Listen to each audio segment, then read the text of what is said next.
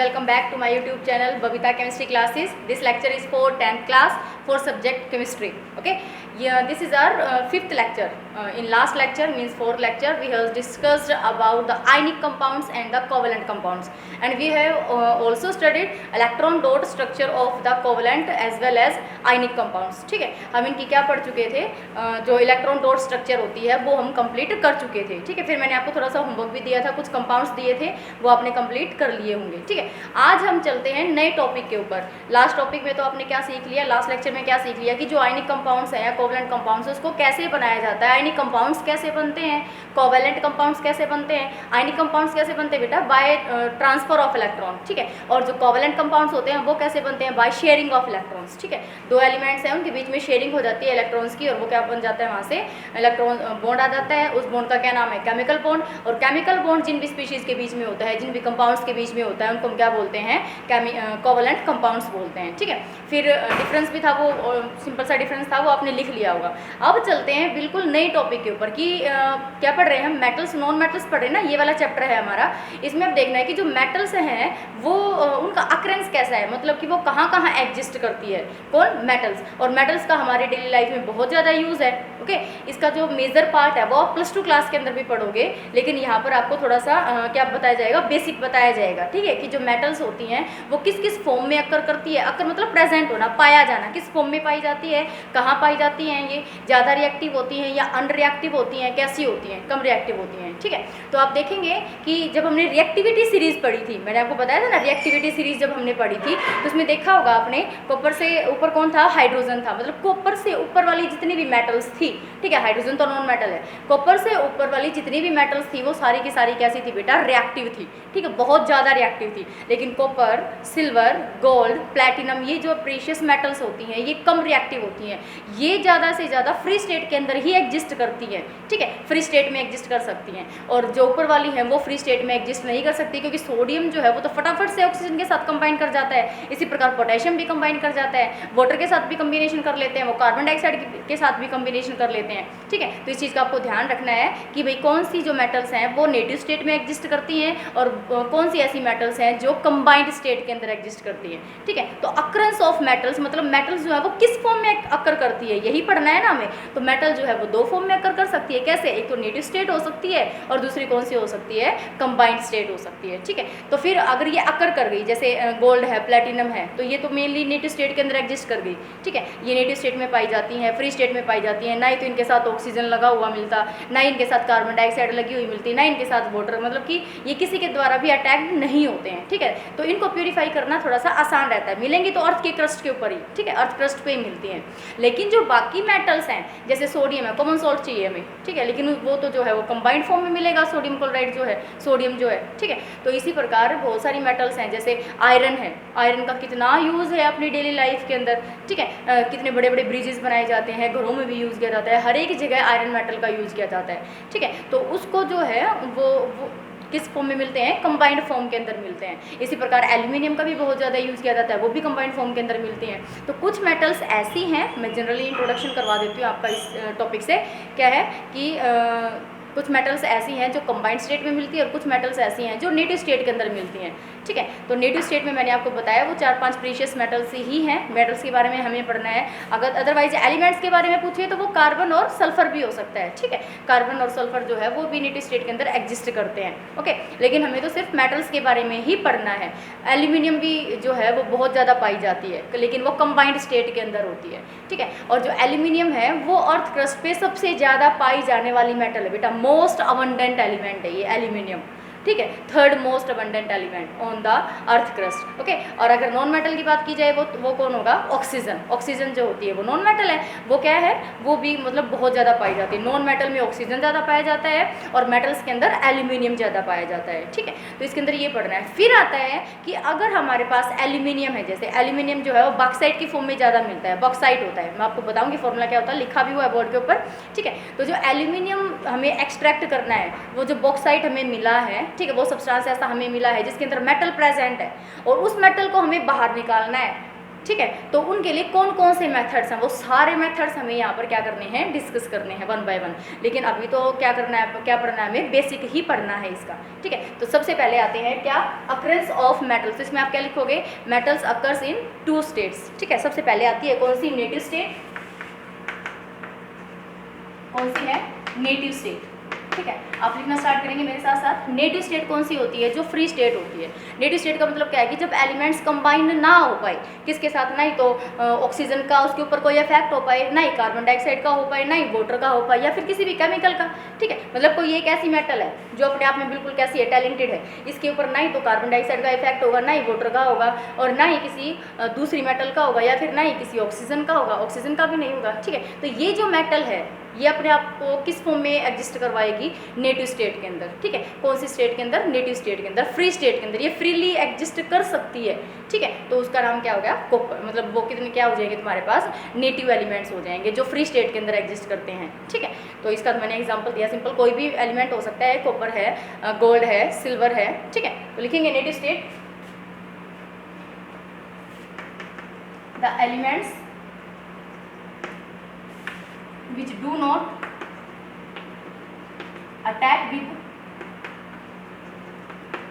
with oxygen, water and other chemicals, ठीक है, are said to found in native state, ठीक है। उसको हम क्या बोलेंगे कि वो किस स्टेट में एग्जिस्ट कर रही है, नेटिव स्टेट के अंदर एग्जिस्ट कर रही है, मतलब कि फ्री स्टेट के अंदर, इसमें एग्जिस्ट कर रही है, वो फ्री स्टेट के अंदर एग्जिस्ट कर रही है, ठीक है। इसमें एग्जांपल कौन कौन से हो जाएंगे, इसमें एग्जांपल देखेंगे आप, कॉपर है, सिल्वर है, गोल्ड है, ठीक है, प्लेटिनम है। मेटल्स की बात कर रहे हैं तो यही लिखेंगे सिर्फ हम, अदरवाइज जो हमारा 12th के अंदर जो चैप्टर है, 6th चैप्टर जो है, उसके अंदर हम सभी एलिमेंट्स के बारे में पढ़ेंगे। यहाँ पर हमें सिर्फ किसके लिए पढ़ना है, मेटल्स के लिए पढ़ना है, ओके। अब देखो नेटिव स्टेट हो गया, दूसरा होता है कंबाइंड स्टेट। दूसरा कौन सा होता है, कंबाइंड स्टेट, मतलब 2 फॉर्म में एग्जिस्ट करती है ना मेटल, किस किस फॉर्म में एग्जिस्ट करती है, एक तो नेटिव स्टेट के अंदर एग्जिस्ट करेगी जो फ्री है बिल्कुल, मतलब उसके ऊपर ना ही तो कार्बन डाइऑक्साइड का इफेक्ट हो रहा है, ना ही ऑक्सीजन का हो रहा है, ना ही वाटर का हो रहा है, और ना ही किसी भी केमिकल का हो रहा है, ठीक है। तो नेक्स्ट आता है फिर कंबाइंड स्टेट, और ये ऐसी स्टेट होती है जिसमें जो एलिमेंट्स हैं वो, या फिर जो मेटल्स हैं वो कंबाइन कर जाती हैं, ठीक है। ऑक्सीजन के साथ कॉम्बिनेशन करी हुई मिलेंगी, या फिर वाटर के साथ भी कंबाइन कर जाती हैं वो, या दूसरे केमिकल्स के साथ कंबाइन कर जाती हैं, या मॉइस्चर के साथ, ठीक है, एयर के साथ, किसी के साथ भी कंबाइन कर जाए, ठीक है। तो वो क्या कहलाएगी, वो एलिमेंट क्या कहलाएगा कि वो किस स्टेट में एग्जिस्ट कर रहा है, कंबाइंड स्टेट के अंदर एग्जिस्ट कर रहा है, ठीक है। तो इसमें क्या होगा, the elements which attacked by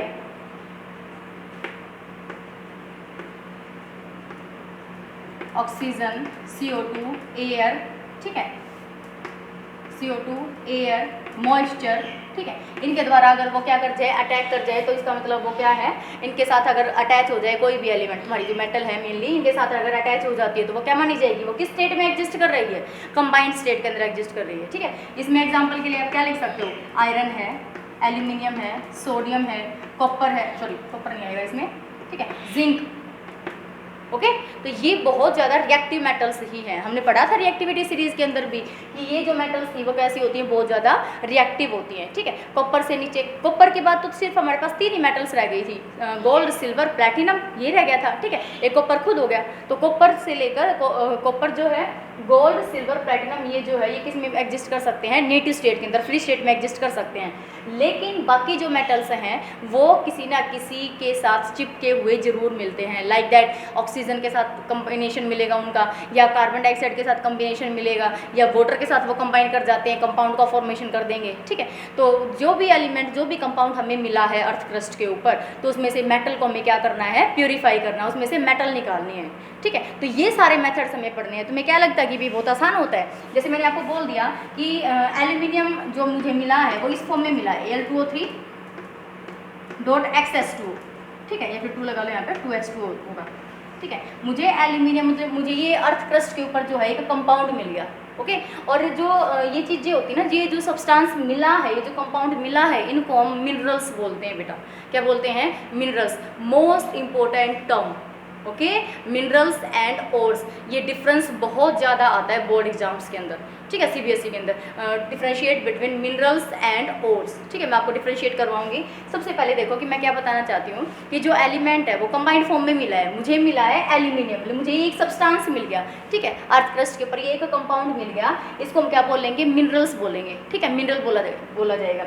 इसमें कौन सी मेटल है बेटा, एल्यूमिनियम। तो इस मिनरल से मुझे क्या एक्सट्रैक्ट करनी है, क्या बाहर निकालनी है, एल्यूमिनियम। तो इतना आसान मेथड नहीं होता कि वाटर हटा दिया, इसको गर्म कर देंगे तो वाटर निकल जाएगा और इसमें से ऑक्सीजन निकल जाएगी। बहुत आसान मेथड्स नहीं है बेटा, बहुत ही टिपिकल मेथड्स हैं।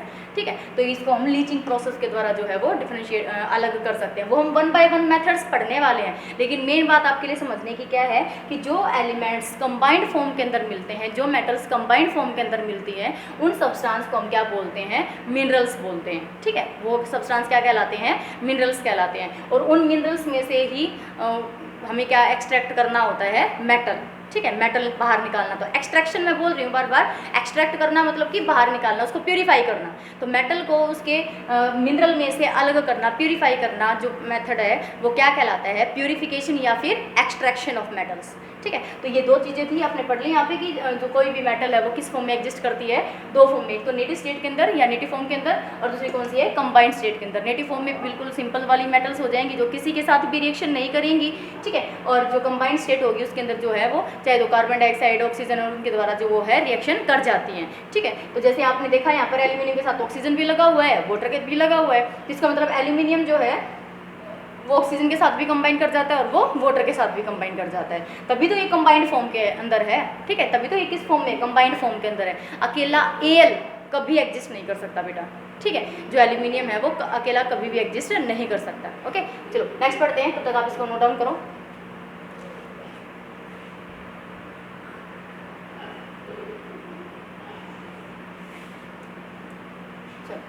नेक्स्ट देखते हैं, अब आ जाओ डेफिनेशन पे। मिनरल्स और ओर्स की डेफिनेशन बताती हूँ मैं आपको। ठीक है, मिनरल्स और ओर्स क्या होते हैं।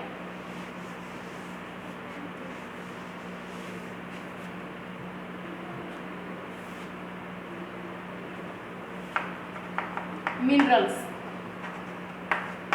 अभी मैंने आपको एग्जांपल देके बताया ही था, ऐसे सब्सटेंस या ऐसे कंपाउंड जो अर्थ की क्रस्ट पे एग्जिस्ट करते हैं। ठीक है, अर्थ क्रस्ट पे पाए जाते हैं और जहाँ से जिसके अंदर मेटल या फिर उसका कोई कंपाउंड जो है वो प्रेजेंट होता है। तो इसकी डेफिनेशन लिख लो आप। मेटल मिनरल्स क्या होते हैं, द सब्सटेंसेस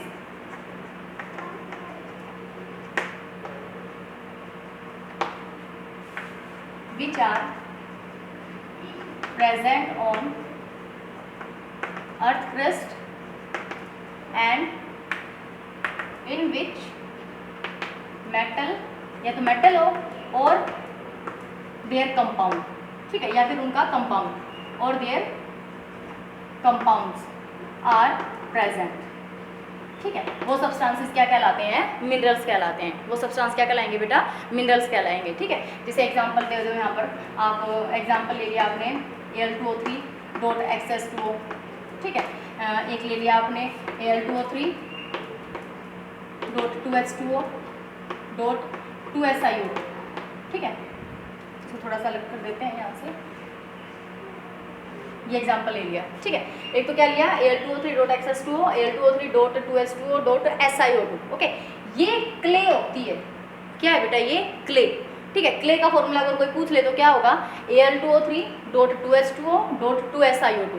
SiO2 सिलिका। ठीक है, सिलिका रेत, रेत का फॉर्मूला क्या होता है बेटा, SiO2 सिलिका होती है, SiO2 सिलिकॉन डाइऑक्साइड। क्लियर, तो ये किसका फॉर्मूला है, क्ले का फॉर्मूला है। तो ये दोनों ही क्या है, मिनरल्स हैं।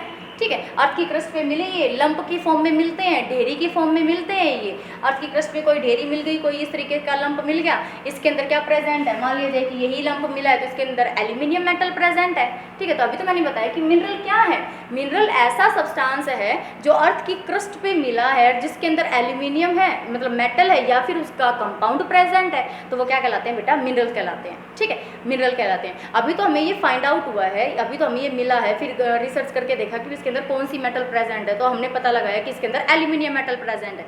अब मान लिया जाए कि मुझे ये चीज़ मिली है, मेरे पास जो कंपाउंड है, अभी मैं जो आपको दिखा रही हूँ वो ये वाला है। ठीक है, ये वाला जो मान लिया जाए कि ये वाला जो कंपाउंड है वो कौन सा है, ये है, क्ले है ये। ठीक है, क्ले है, तो मुझे इसमें ये तो पता चल गया कि एल्यूमिनियम मेटल है और एल्यूमिनियम मुझे क्या करनी है, एक्सट्रैक्ट करनी है, एल्यूमिनियम को प्यूरिफाई करना है, ठीक है।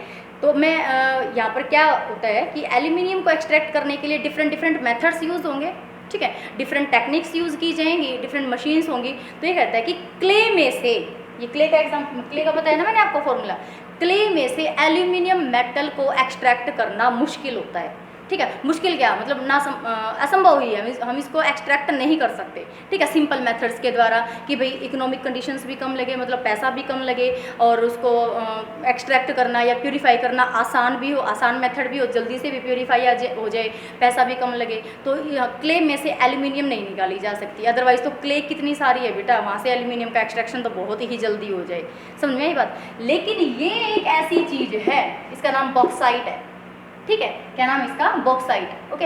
ये एक ऐसी चीज़ है जहाँ से हम एल्यूमिनियम को आसानी से निकाल सकते हैं, बिल्कुल आसानी से। तो समझ में आई बात, थे दोनों मिनरल्स, ठीक है, एल्यूमिनियम इस फॉर्म में भी एग्जिस्ट कर रहा था, एल्यूमिनियम इस फॉर्म में भी एग्जिस्ट कर रहा था, थे दोनों मिनरल्स, लेकिन दोनों में से किसी एक के द्वारा हम क्या कर सकते हैं, एल्यूमिनियम को एक्सट्रैक्ट कर सकते हैं ना। एक ही कंपाउंड ऐसा है जो हमें बेस्ट मेथड के द्वारा, इजी मेथड्स के द्वारा, बेस्ट कन्वीनियंस के द्वारा, कम पैसे में, कम खर्चे में हमें क्या दे सकता है, एल्यूमिनियम मेटल दे सकता है, ठीक है। तो ऐसे सब्सटेंस क्या कहलाते हैं बेटा, ओर्स कहलाते हैं। क्या कहलाते हैं, ओर्स। तो ओर्स जो हैं वो मिनरल्स होते हैं, ओर्स जो हैं वो मिनरल्स ही हैं जहाँ से मेटल को क्या किया जा सकता है, आसानी से प्यूरिफाई किया जा सकता है। क्लियर हो गई ये बात, कंफ्यूज नहीं होना मिनरल्स और ओर्स में। मिनरल तो कोई भी सब्सटेंस हो सकता है अर्थ क्रस्ट के ऊपर जिसके अंदर मेटल और उसका कंपाउंड प्रेजेंट है, ठीक है। अभी मैंने ये नहीं बोला कि हम वहाँ से मेटल को एक्सट्रैक्ट कर सकते हैं, निकाल सकते हैं ना, मतलब जो मिनरल है वो तो एक सब्सटेंस है भाई, इसके अंदर एल्यूमिनियम प्रेजेंट है,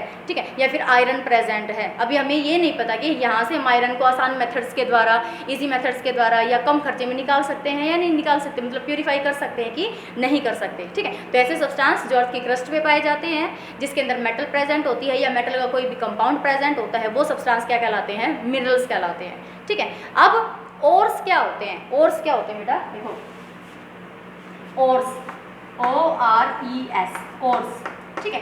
ओर्स ऐसे सब्सटेंस होते हैं, ऐसे मिनरल्स होते हैं जहाँ से मेटल को इकोनॉमिकली, कन्वीनियंटली या अपने बेनिफिशियल के लिए, ठीक है, अपने बेनिफिट्स के लिए हम आसानी से उसको निकाल सकते हैं, एक्सट्रैक्ट कर सकते हैं, ठीक है। तो लिखेंगे इसकी definition, ores are the minerals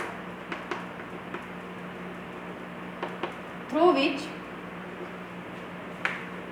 which metal can be economically, ठीक है, conveniently and beneficially, ठीक है, extracted is called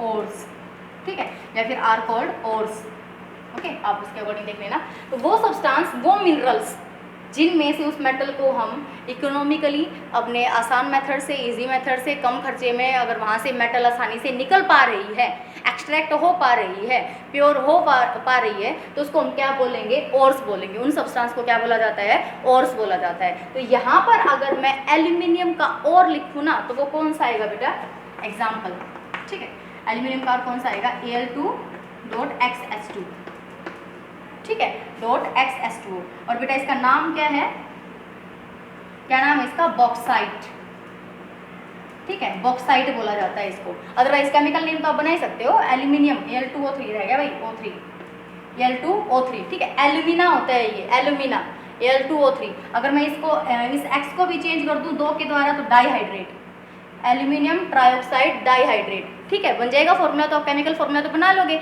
लेकिन ये नॉर्मली जाना जाता है, कॉमनली जाना जाता है किस नाम से, बॉक्साइट के नाम से, ओके। Al2O3.2H2O, एल्यूमिना, Al2O3 क्या होगा, एल्यूमिना, ठीक है। लेकिन जब वाटर निकल जाएगा तो क्या बन जाएगा, एनहाइड्रस एल्यूमिना। क्लियर हो गई ये बात, एनहाइड्रस एल्यूमिना, ठीक है। और ये किसका फॉर्मूला है, बॉक्साइट का, इसको बॉक्साइट भी बोला जाता है, ओके। तो यहाँ से मेटल को आसानी से हम क्या कर सकते हैं, कैलकुलेट कर सकते हैं, प्यूरिफाई कर सकते हैं, लेकिन यहाँ से हम नहीं कर सकते। इसका नाम लिखा दिया मैंने, इसको लिखो क्ले, ठीक है, क्ले। तो अब आप ये बोल सकते हैं ना कि सारे के सारे जो ओर्स हैं वो मिनरल्स तो हो सकते हैं बट सारे मिनरल्स जो है वो ओर्स नहीं हो सकते। यही बात हुई ना। देखो मिनरल्स तो ये दोनों ही थे, ये दोनों ही मिनरल्स थे ना, लेकिन इसमें से और कौन सा है, ये है। ठीक है, ये और भी है और ये मिनरल भी है। तो और जो है वो सारे के सारे मिनरल्स तो हो सकते हैं लेकिन all minerals are not ores. ठीक है, तो आप लिख लो ये लाइन, नोट डाल के लिख लो, इसको नोट डाल के लिखेंगे, all ores are minerals but all minerals are not ores। Clear हो गई बेटा ये बात? ठीक है, ना समझ में आए तो फिर से आप पूछ लेना, कमेंट बॉक्स में लिख के जरूर पूछना है इस लाइन को। ठीक है, किसी को समझ में ना आए तो इसको समझो फिर से। ऑल ओर्स आर मिनरल्स, सारे के सारे जो ओर्स हैं वो मिनरल्स तो हो सकते हैं। यस, सारे ओर्स जो हैं वो मिनरल हो सकते हैं, बिल्कुल हो सकते हैं, लेकिन सारे के सारे मिनरल्स जो हैं, सारे के सारे जो मिनरल्स हैं वो और तो नहीं हो सकते, क्योंकि और तो वो सब्सटेंस है जहाँ से मेटल को 100% प्यूरिफाई होना ही पड़ेगा। ठीक है, और क्या है, ऐसे सब्सटेंस हैं जहाँ से मेटल को हम 100% प्यूरिफाई करेंगे ही करेंगे अपने यूज़ के लिए। क्लियर हो गई ये बात? ठीक है, तो ये मेन डिफरेंस आता है बेटा मिनरल्स और ओर्स के बीच में। ठीक है, कि जो और मिनरल्स होते हैं वो सब्सटेंस होते हैं जो अर्थ क्रस्ट पे एग्जिस्ट करते हैं, और ओर्स जो होते हैं वो मिनरल्स हैं। मतलब ये क्या है, वो मिनरल्स हैं जिसमें से हम मेटल को आसानी से निकाल सकते हैं। ठीक है, एक्सट्रैक्ट कर सकते हैं, उसको प्योरीफाई कर सकते हैं। समझ में आई बात? अब कुछ ओर्स आपको गिवन है आगे, ठीक है, इसमें ब्लैक बोर्ड के ऊपर, तो आप इनको देखेंगे कौन कौन सी मेटल्स जो है अपनी डेली लाइफ में ज़्यादा यूज़ की जाती हैं, उन सभी के जो ओर्स हैं वो मैंने यहाँ पर लिखे हुए हैं। इन सभी और में से हम मेटल को आसानी से कैलकुलेट कर सकते हैं। ठीक है, मतलब कि प्यूरीफाई कर सकते हैं। तो सबसे पहले आयरन का ही बहुत ज़्यादा यूज़ किया जाता है। ठीक है, तो आयरन के 4 ओर हैं, तो वन बाय वन हम इसको पढ़ते हैं। सबसे पहले मैंने बता दिया एल्यूमिनियम, एल किसका सिंबल होता है, एल्यूमिनियम का। ठीक है, तो एल्यूमिनियम का मेन ऑक्साइड कौन सा होगा तुम्हारे पास, जो ओर है वो कौन सा होगा, बॉक्साइड। क्या फॉर्मूला होता है इसका, Al2O3.XS2O, 2 भी हो सकता है यहाँ पर, कोई दिक्कत नहीं है। आयरन के लिए 4 होते हैं, हेमेटाइट होता है, मैग्नेटाइट होता है, iron pyrite, siderite. Okay, iron के कितने हैं, 4। ठीक है, आयरन के कितने हैं, 4 हैं। ठीक है, ये 4 किसके लिए है, ये आयरन के लिए। Hematite Fe2O3, okay, magnetite Fe3O4। जो आयरन है वो 2 ऑक्सीडेशन स्टेट शो करता है बेटा, +2 भी शो कर सकता है वो और +3 भी शो कर सकता है। ठीक है, तो Fe3O4, iron pyrite FeS2, siderite FeCO3, iron carbonate, ठीक है, या फेरस कार्बोनेट। क्लियर हो गई ये बात? नेक्स्ट आता है फिर कॉपर, ये भी इंपॉर्टेंट है, कॉपर की भी बहुत ज़्यादा ज़रूरत होती है। ठीक है, मेनली तो ये मिलता तो है नेटिव स्टेट के अंदर भी, लेकिन ये ओर्स के फॉर्म में ज़्यादा, मतलब ज़्यादा कॉपर की ज़रूरत होती है ना। क्यों बेटा, कॉपर ज़्यादा अमाउंट में क्यों ज़रूरत होती है, क्योंकि जितनी भी वायरिंग होती है घरों के अंदर वो कॉपर मेटल की ही होती है। ठीक है, तो बहुत ज़्यादा रिक्वायरमेंट होती है इसकी। तो नेटिव स्टेट में तो थोड़ी मिलेगी, लेकिन कुछ कंबाइंड स्टेट के अंदर भी मिल रही है तो वहाँ से भी यूज़ कर लेना चाहिए ना। ठीक है, तो जो कॉपर है उसके कौन कौन से यूज ओर्स हैं, कॉपर पायराइट, फॉर्मूला क्या रहेगा, CuFeS2। ठीक है, CuFeS2। Cuprite Cu2O, cuprous oxide, इसको हम क्या पढ़ेंगे, क्यूप्रस ऑक्साइड। ठीक है, मैलेचाइट, मैलेचाइट जो कॉपर है वो कार्बोनेट की फॉर्म में भी एग्जिस्ट कर रहा है, और कॉपर जो है वो हाइड्रोक्साइड की फॉर्म में भी एग्जिस्ट कर रहा है, मतलब कि कॉपर कार्बोनेट, कॉपर हाइड्रोक्साइड, ये कंबाइंड फॉर्मूला है। ठीक है, फिर आता है जिंक, जिंक, ठीक है, जिंक ब्लेंड, जिंक ब्लेंड मतलब ZnS, ये इसका फॉर्मूला रहेगा। कैलेमाइन सॉल्यूशन होता है, कैलेमाइन सॉल्यूशन होता है। ठीक है, zinc carbonate ZnCO3, zinc carbonate क्या होता है, ZnCO3। जिंकाइट क्या हो जाएगा, ZnO, जिंकाइट क्या हो जाएगा, ZnO।